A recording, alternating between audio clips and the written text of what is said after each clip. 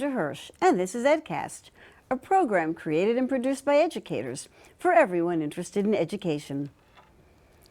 Today's teens and even younger children are relying more and more on digital devices and online activities for entertainment and social interactions. For many parents and educators, this is cause for alarm. Yet reports on the effects of social media platforms, such as gaming, Twitter, and Facebook, have been contradictory. Some experts point to the dangers of these technologies, linking them to depression and even autism, while others see rewards among the risks. The Child Mind Institute has recently completed a report, Social Media, Gaming, and Mental Health, which posed two essential questions. Is being online making our kids unhappy? Is it hurting them? The answers are coming up now on EdCast.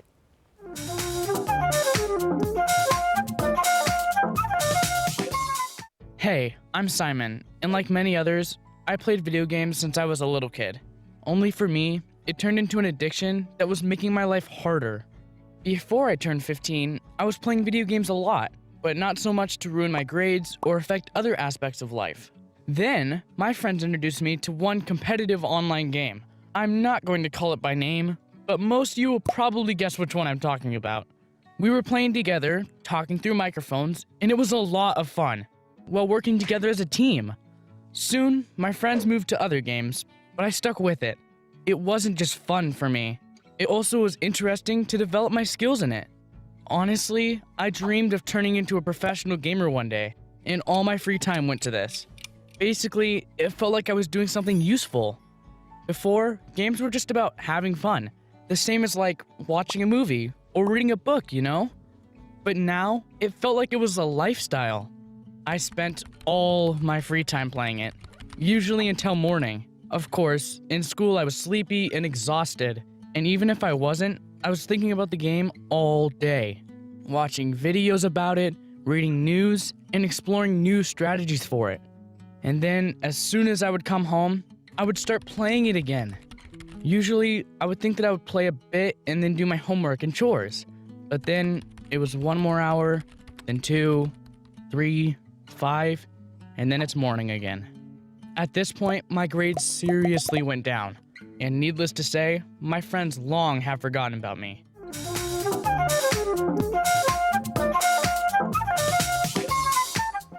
My guest today is Harry Kimball, author of the Child Mind Institute report, Social Media, Gaming, and Mental Health. He is an editor, songwriter, and native New Yorker. Since 2010, he has been a senior writer and associate director of communications at the Child Mind Institute. Thanks so much for joining us today. It's great to be here. We opened our show with a brief video that I think speaks to some of the concerns that people have about social media and gaming and kids and videos. So I want to talk to you about the report that the Child Mind Institute has recently completed. Tell us a little bit about the Child Mind Institute and the way this report was conducted. Sure.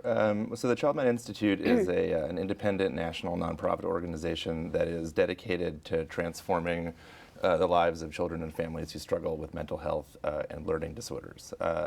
The way that we do that is essentially trying to increase access to care. And obviously we have a clinical program here in New York and also out in California. We have a research program that is looking into questions just like some that are covered in that video. And then we have a public education mission trying to get information out to families, professionals, policymakers, anybody who needs it. The Children's Mental Health Report grows out of that mission. We've been doing it since 2015.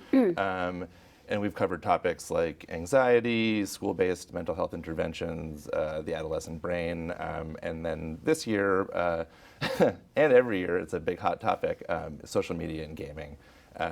The way that we put it together, the goal of the report essentially is to bring together the best information from trusted studies, clinical studies, sort of, research studies out in the world, summarize it in a way that, that parents, that teachers, that policymakers can understand so that they can use that information to make decisions for their kids. I have to say that sometimes it's a running joke on EdCast, where we have our Ed Bites pieces of research, where we kind of joke about the research on video games and how contradictory it is year after year, month after month. It's bad for kids, it's good for kids. So I really want to take a look look at all of these social media platforms today.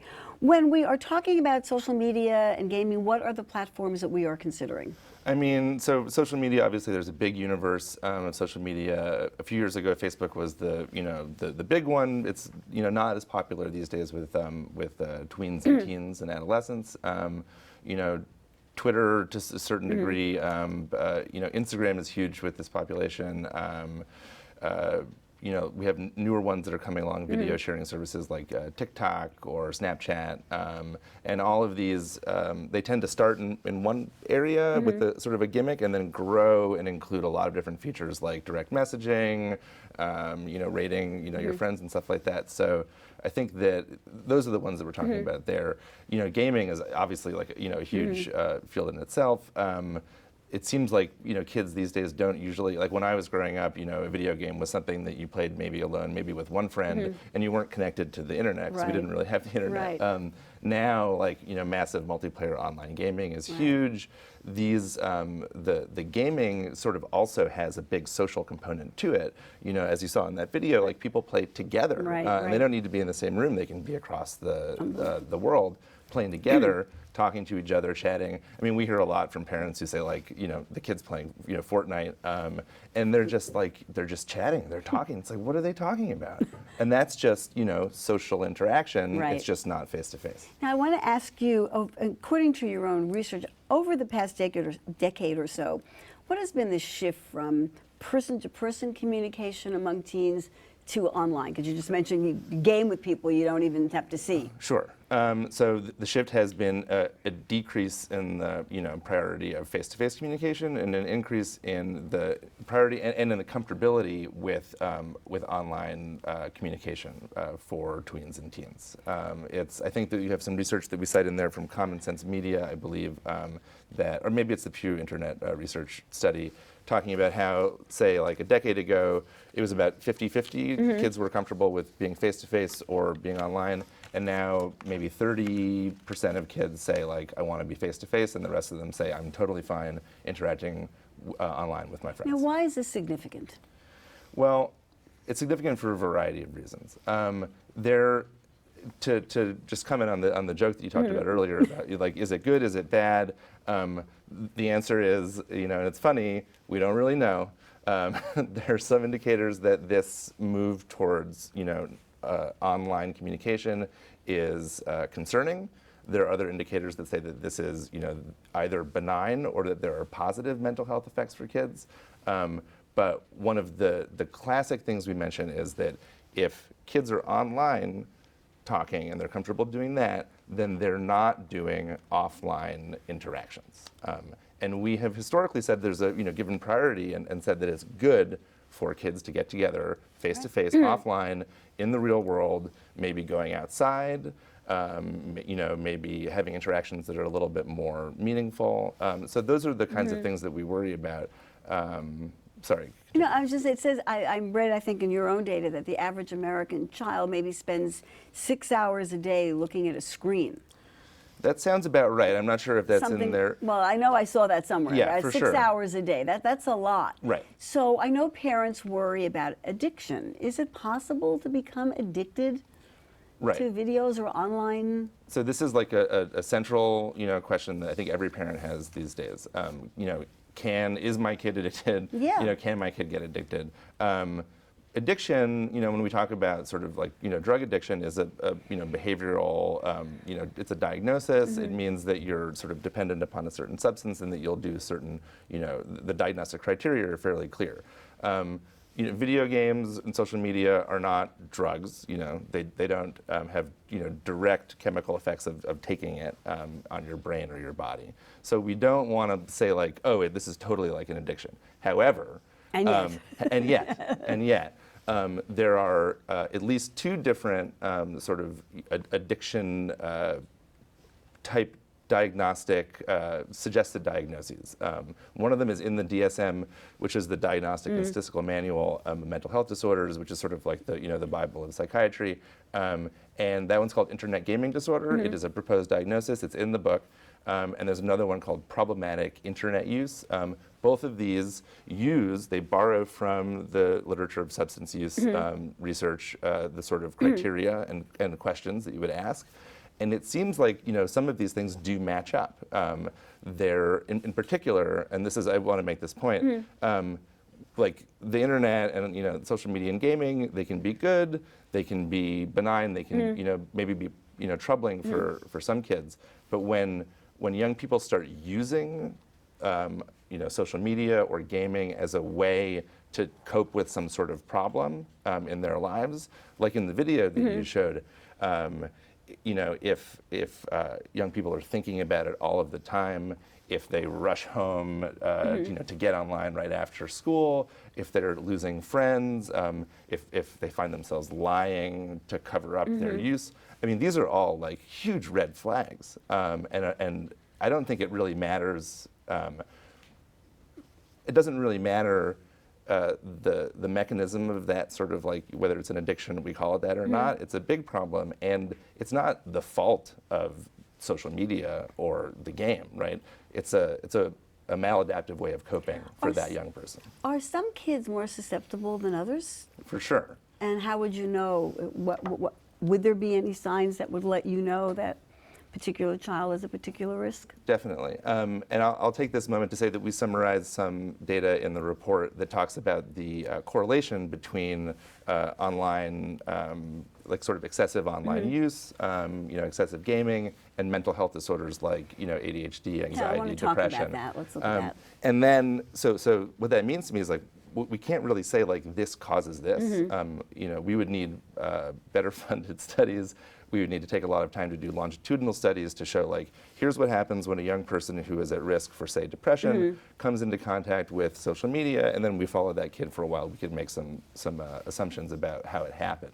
Right now, we just know that there's a correlation between using a lot of social media and some depressive symptoms. So, is it because a kid is depressed that they gravitate to social media, or does the social media impact the depression? Do we know that? We don't know that. But what I would suggest is that that's not. We would love to know that, but it's not a deal breaker, because it means that if you see a kid and you're like, oh, I'm worried that they're using social media in a way that's concerning, that means that you can look like, oh, are they depressed? Do they also have symptoms of depression?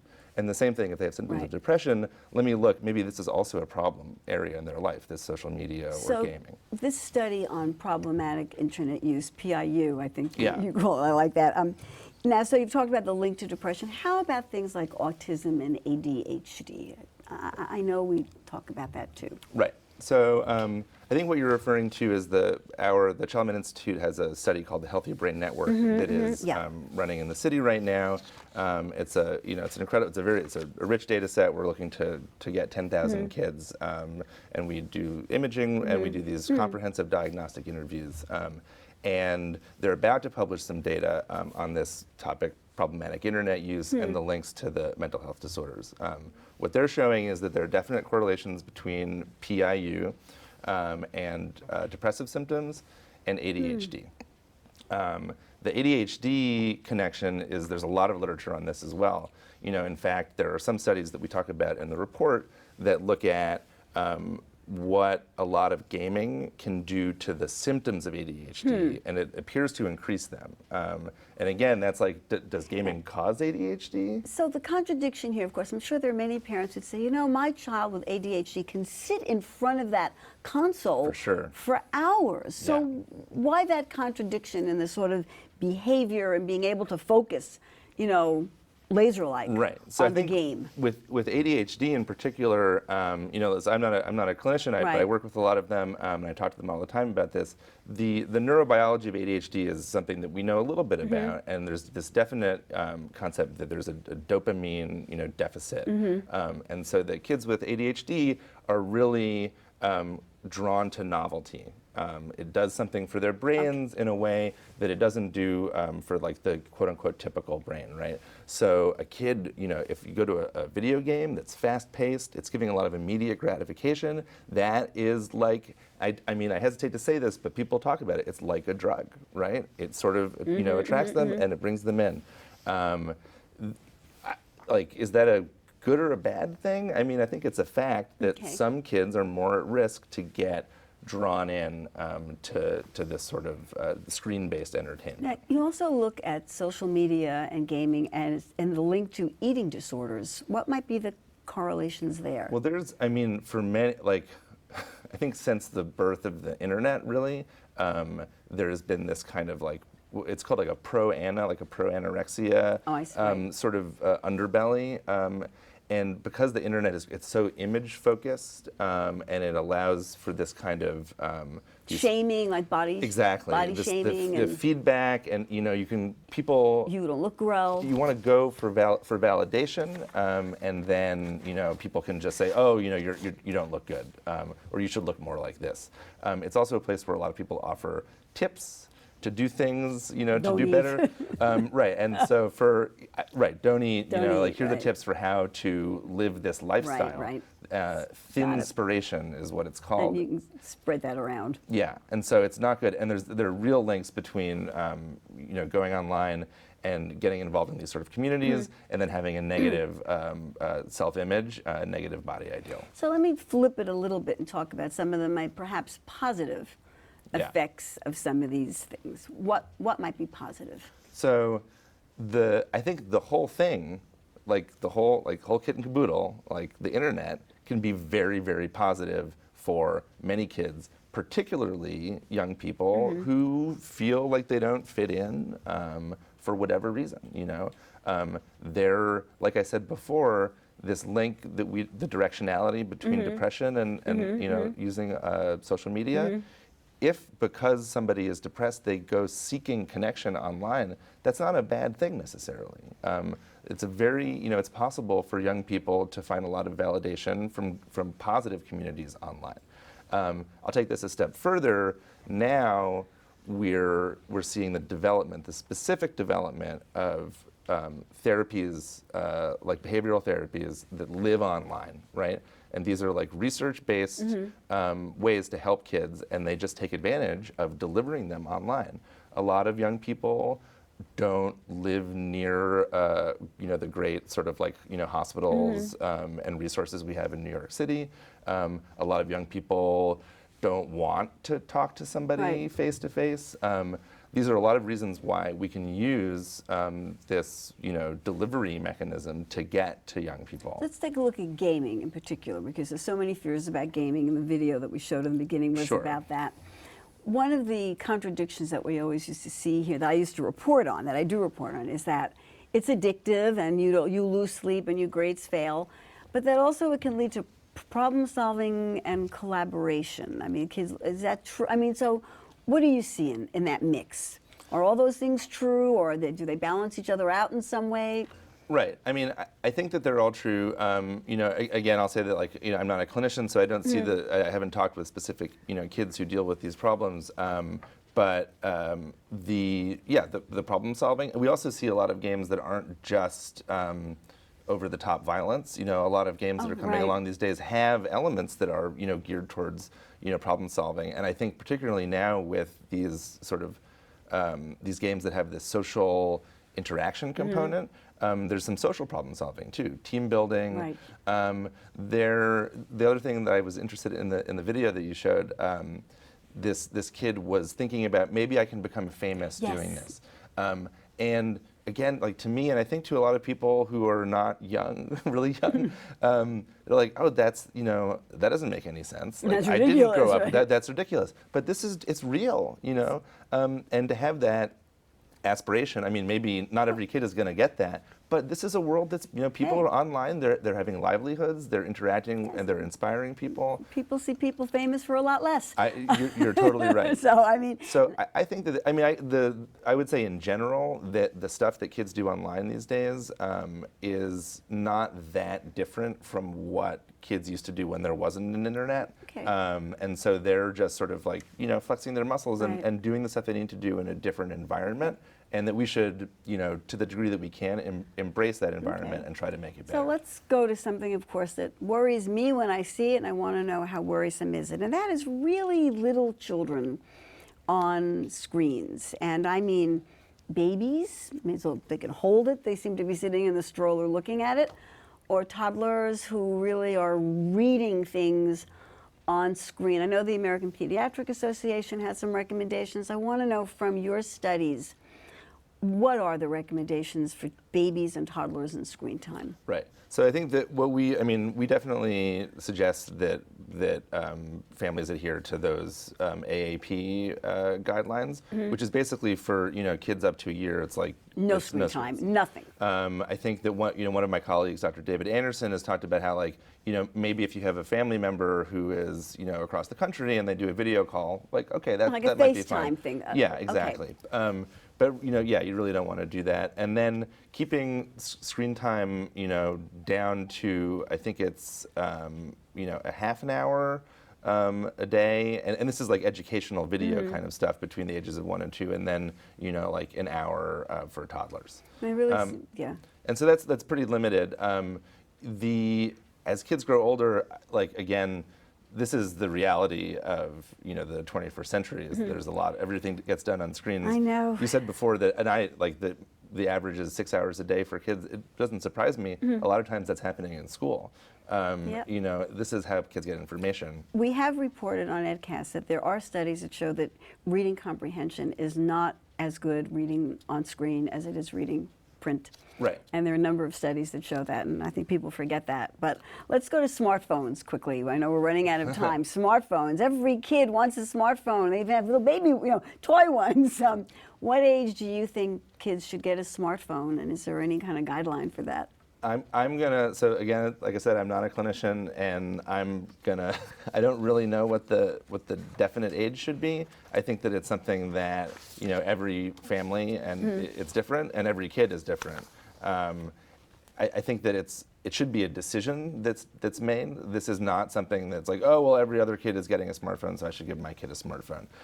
It has to do with the values of the family and where that kid is at. And we are running out of time, so I want to make sure you have at least a minute to tell parents what they can do to deal with this issue. I think that a lot of times parents think, that social media, the online world, gaming is such a big part of their kids' life that they don't really understand, and it seems untouchable, and it seems like there's no way to affect it. And that's just not true. So what can they do? What they can do is model good online behavior. Yeah, put your own phone away sometimes. Exactly. And I was just thinking about this before. There's that saying do what I say, not what I do. In this case, you need to do what I say and do what I do. And what you do needs to be put your phone away at the dinner table, put your phone away at least an hour before bed. Don't have your phone in your bedroom with you. Plan, non-screen time with your family, and also set up areas in your house that can be screen areas. And then other areas that are like quiet study with, for instance, like an actual book, and paper. Sure. To learn more about protecting your child in the digital age, visit childmind.org.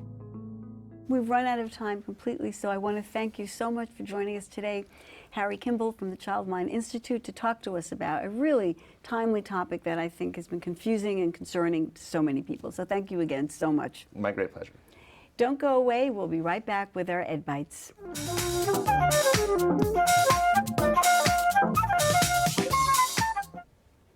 Welcome back to this edition of Ed Bites. Join us in wishing Sesame Street a very happy birthday. The series is celebrating 50 years of providing quality learning to young viewers. Recounting the show's origins, Education Dive reports on Sesame Street's unique approach to teaching through entertainment, a strategy that has also kept many caregivers glued to the screen.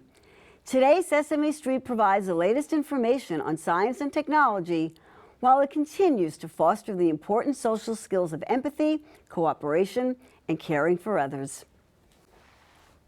Annual state-by-state rankings of U.S. school systems released by the Education Week Research Center show New Jersey at the top, beating the usual front-runner Massachusetts. New Mexico and Nevada hover at the bottom of the list. New York State came in at number 8. The U.S. as a whole earned a grade of C. In April 2018, EdCast reported on the Principal Pipeline, an innovative approach for recruiting and retaining high-quality school leaders. A follow-up study by the RAND Corporation found that districts participating in the principal pipeline saw stronger student achievement in math and reading compared to similar schools that were not part of the initiative. Significantly, the principal pipeline also contributed to higher retention rates among newly placed principals. So how important is it to enroll in an elite college? For some, very. After our conversation this fall with Paul Tough about his book, How College Makes or Breaks Us, we were not surprised to read in the Atlantic Monthly about a study that says students at Harvard and Stanford see their colleges as superior to others. They even criticize other Ivy League schools such as Princeton and the University of Pennsylvania. While there may be many explanations for these attitudes, researchers attributed them to anxiety about enrolling in the best school. That's it for this edition of EdCast. Join us next time for more important conversations about education. We'd like to hear from you. Please send your thoughts and comments to cunyedcast@gmail.com.